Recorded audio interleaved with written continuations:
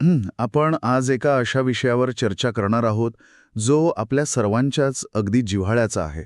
म्हणजे आपण सगळेच कधी ना कधी शाळेत होतोच आणि कधीतरी ऑफिसमध्ये किंवा कुठेही आपल्याला काहीतरी प्रेझेंटेशन द्यावं लागतं, इतरांना काहीतरी समजावून सांगावं लागतं. हो, अगदी बरोबर. आपण सगळेच आयुष्यभर विद्यार्थी असतो किंवा कधीतरी शिक्षक बनतो. नक्कीच.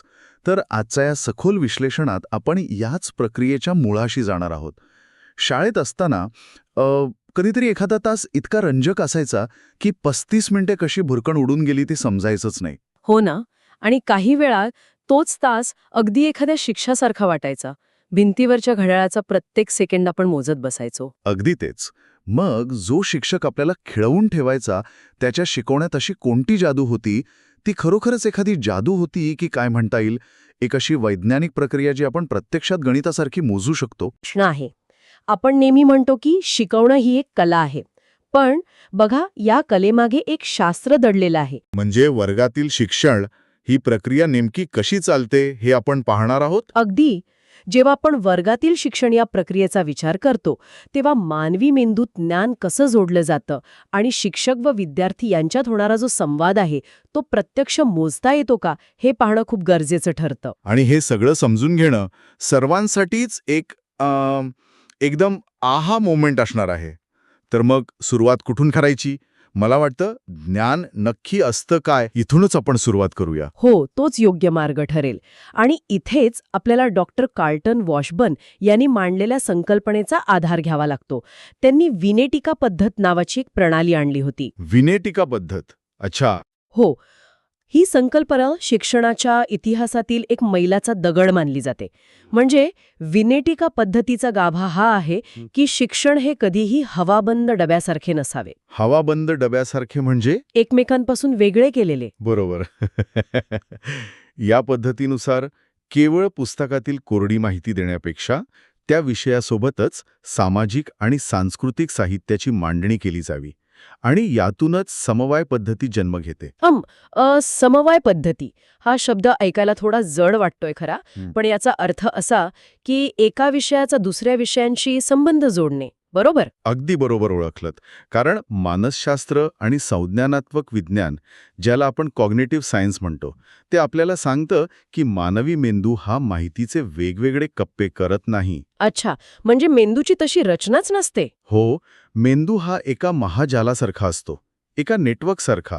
जर आपण ज्ञान एकमेकांपासून तोडून शिकवले तर ते मेंदूत जास्त काळ टिकत नाही.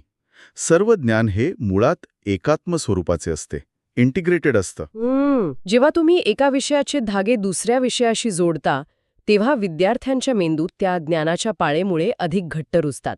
म्हणजे मला आता एक अतिशय सोपी उपमा सुचते.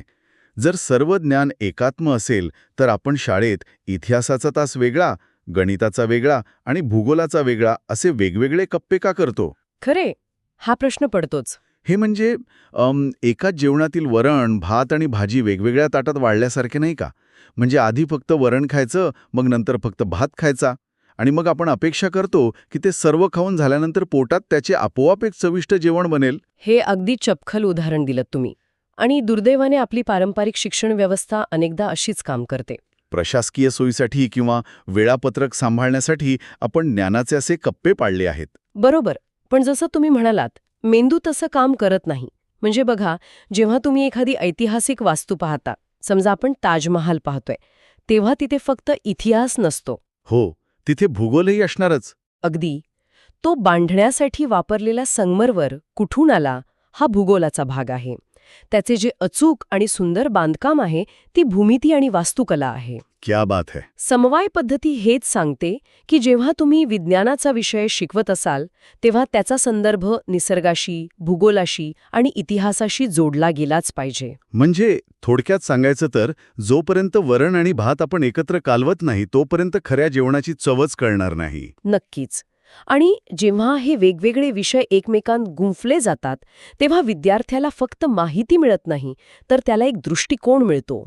त्याचं स्वतःचं असं एक आकलन तयार होतं. अगदी बरोबर. ठीक आहे. म्हणजे समवाय पद्धतीमुळे मला हे समजले की ज्ञानाचे स्वरूप एकात्मिक असते आणि ते एकमेकांशी जोडूनच दिले पाहिजे. पण इथे एक अतिशय गुंतागुंतीचा प्रश्न उभा राहतो. कोणता? ज्ञान कसं द्यायचं हे समजलं, पण ते विद्यार्थ्यांपर्यंत खरोखर पोचतंय की नाही हे कसं ओळखायचं? म्हणजेच शिक्षक आणि विद्यार्थी यांच्यातील आंतरक्रिया किंवा इंटरॅक्शन प्रभावी आहे की नाही हे कोण ठरवणार? आणि महत्त्वाचं म्हणजे हे मोजणार कसं? हाच तो टर्निंग पॉइंट आहे. आणि याच प्रश्नाचं उत्तर शोधण्यासाठी आपल्याला 1960च्या दशकातील एका अतिशय क्रांतिकारी संकल्पनेकडे वळावं लागते. नेड ए फ्लँडर्स नावाच्या एका शिक्षण तज्ज्ञाने या प्रश्नाचा ध्यास घेतला होता.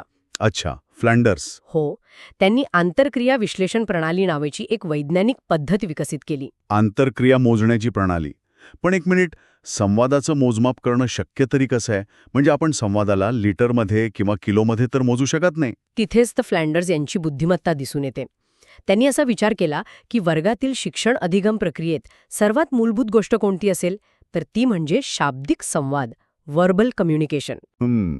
कारण वर्गात जे काही घडतं ते बहुतांश वेळा शब्दांच्या माध्यमातूनच घडतं. अगदी. फ्लँडर्स यांनी या बोलचालीचे निरीक्षण करण्यासाठी संपूर्ण वर्गातील संवादाला 10 सुटसुटीत श्रेणींमध्ये विभागले. थांबा, 10 श्रेणी म्हणजे वर्गात घडणारी प्रत्येक शाब्दिक गोष्ट या 10 पैकी एका श्रेणीत बसते.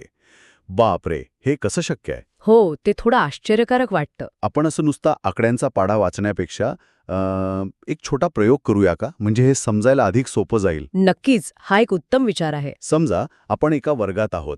मी शिक्षक बनतो आणि तुम्ही विद्यार्थी. आपण एक छोटासा संवाद करूया आणि मग पाहूया की फ्लँडर्सच्या प्रणालीनुसार त्याचं वर्गीकरण कसं होतं. ठीक आहे. तयार आहे मी.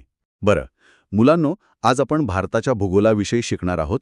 मला सांगा, भारताची राजधानी कोणती? नवी दिल्ली सर. शब्बास, अगदी बरोबर उत्तर.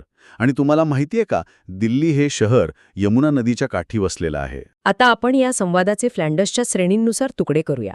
जेव्हा तुम्ही सुरुवातीला म्हणालात की आज आपण भूगोलाविषयी शिकणार आहोत, ती होती माहिती देणे. ही आहे श्रेणी 5. अच्छा, आणि त्यानंतर मी जो प्रश्न विचारला, भारताची राजधानी कोणती? ती आहे प्रश्न विचारण्याची श्रेणी, म्हणजे श्रेणी 4. आणि त्यानंतर जी 1-2 सेकंदांची शांतता होती, जिथे विद्यार्थी विचार करत होते, ती कोणती श्रेणी? ती होती श्रेणी 10, म्हणजे मौन किंवा गोंधळ. हो. त्यानंतर मी जे उत्तर दिलं, नवी दिल्ली, तो होता विद्यार्थ्यांचा प्रतिसाद. श्रेणी 8, त्यावर तुम्ही म्हणालात शब्बास. हो, ती स्तुती होती. बरोबर. ही होती प्रशंसा किंवा प्रोत्साहन, श्रेणी 2. आणि शेवटी तुम्ही जे यमुना नदीची नवीन माहिती दिलीत, ती पुन्हा एकदा माहिती देणे या श्रेणी 5 मध्ये आली. क्या बात है. म्हणजे आपण आत्ता जो केवळ 10 ते 15 सेकंदांचा संवाद साधला, त्याचं एका कागदावर 5, 4, 10, 8, 2, 5 असं वैज्ञानिक वर्गीकरण झालं. अगदी अचूक. बघा, फ्लँडर्स यांनी या 10 श्रेणींचे मुख्य 3 भाग पडले आहेत. पहिला भाग म्हणजे शिक्षक बोलणे, ज्याचे पुन्हा अप्रत्यक्ष आणि प्रत्यक्ष प्रभाव असे 2 गट पडतात. अप्रत्यक्ष प्रभाव म्हणजे काय? तुम्ही केलेली प्रशंसा, विद्यार्थ्यांच्या विचारांचा स्वीकार करणे किंवा प्रश्न विचारणे हा शिक्षकांचा अप्रत्यक्ष प्रभाव आहे, जिथे शिक्षक विद्यार्थ्यांना सामावून घेत असतात. आणि मग प्रत्यक्ष प्रभाव कोणता? जेव्हा शिक्षक नुसते लेक्चर देतात, माहिती देतात, विद्यार्थ्यांना काहीतरी काम करण्याचे निर्देश देतात किंवा एखाद्या विद्यार्थ्याला शिस्त लावण्यासाठी रागवतात, हा झाला प्रत्यक्ष प्रभाव. अच्छा, म्हणजे इथे विद्यार्थ्याला बोलायला फारसा वाव नसतो. बरोबर.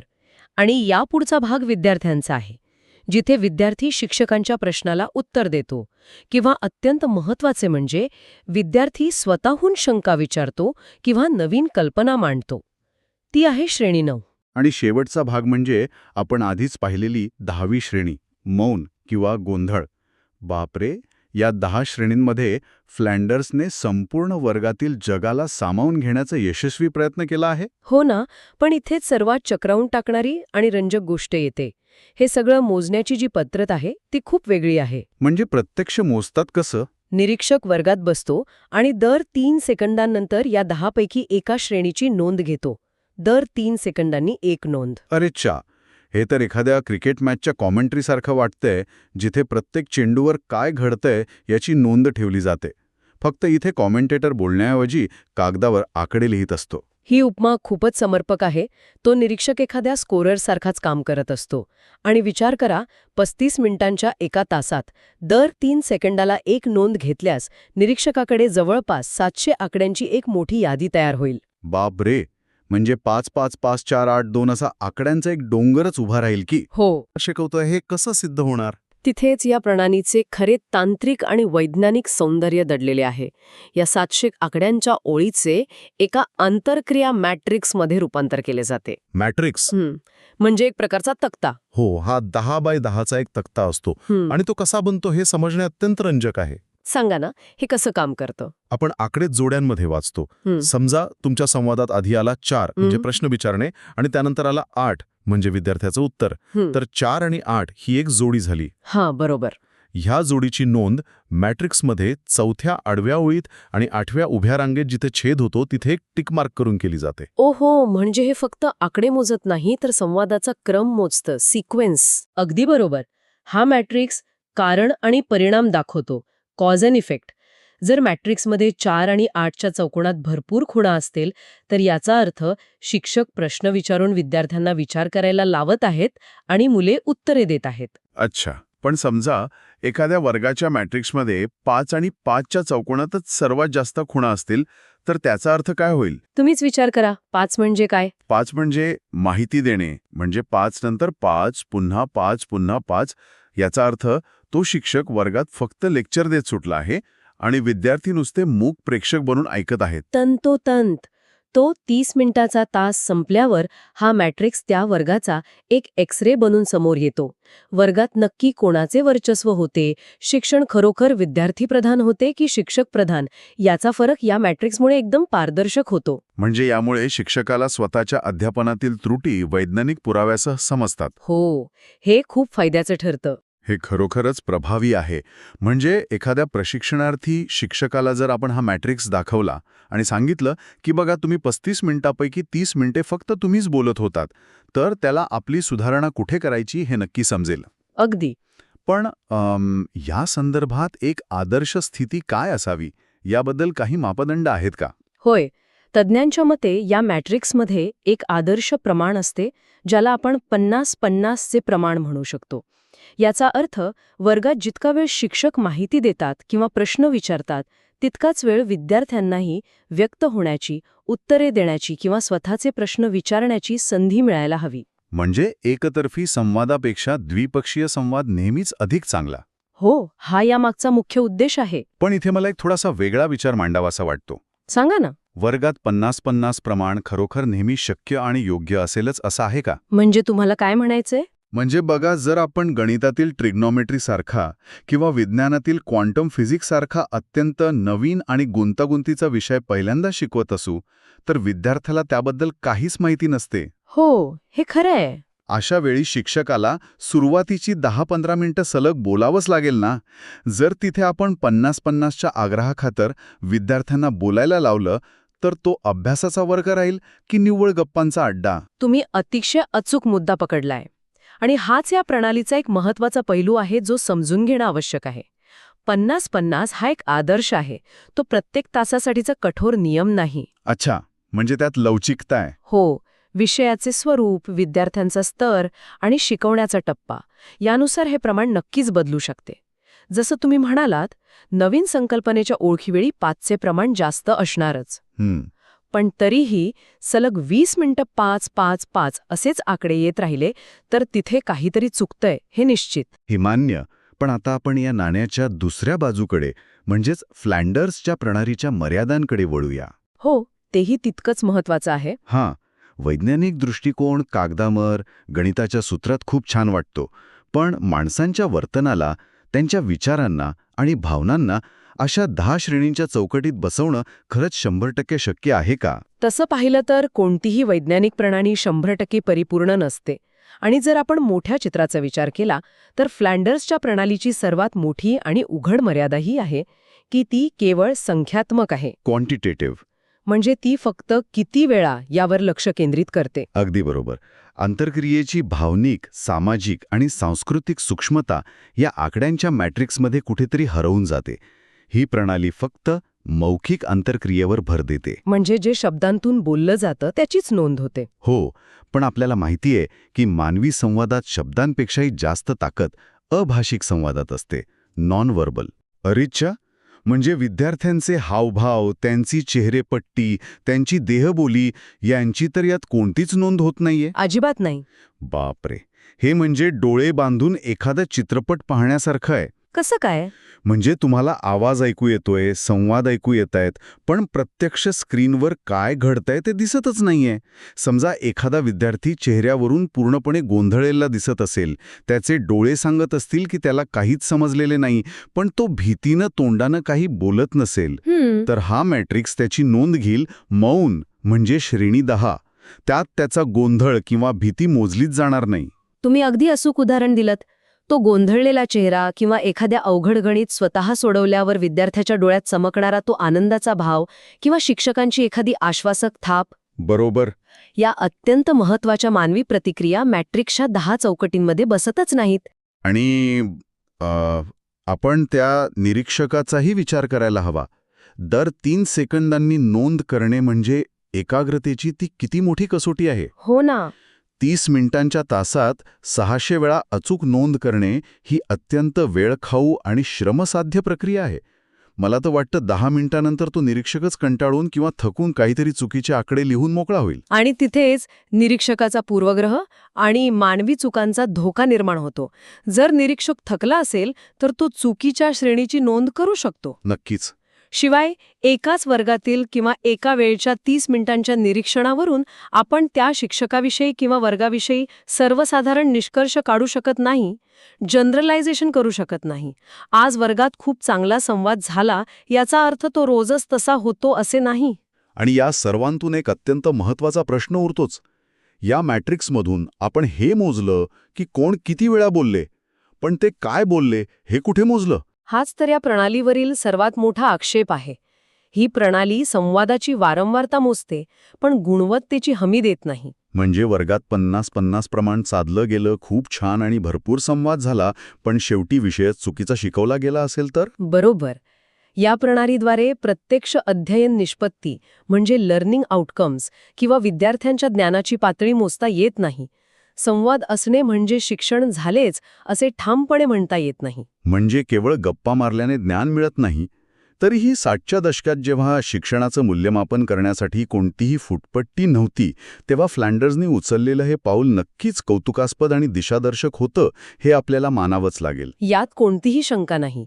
कोणत्याही नवीन शास्त्राची सुरुवात अशीच होते.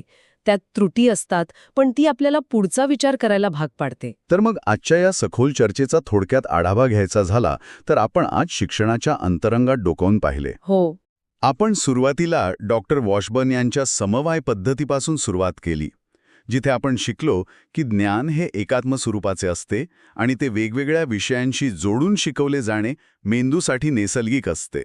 त्यानंतर आपण नेड फ्लँडर्स यांच्या आंतरक्रिया विश्लेषण प्रणालीद्वारे वर्गातील शाब्दिक संवादाचे मोजमाप कसे केले जाते ते पाहिले. आपण त्यातील 10 श्रेणींचा अभ्यास केला. 3 सेकंदांचा तो रोमांचक नियम पाहिला आणि त्यातून तयार होणाऱ्या 10x10च्या मॅट्रिक्सचे रहस्य उलगडले. आणि शेवटी माणसाला आणि मानवी संवादाला केवळ आकड्यांच्या सूत्रात बसवणे कसे अपुरे पडते हे समजून घेत या प्रणालीच्या मर्यादांवरही प्रकाश टाकला.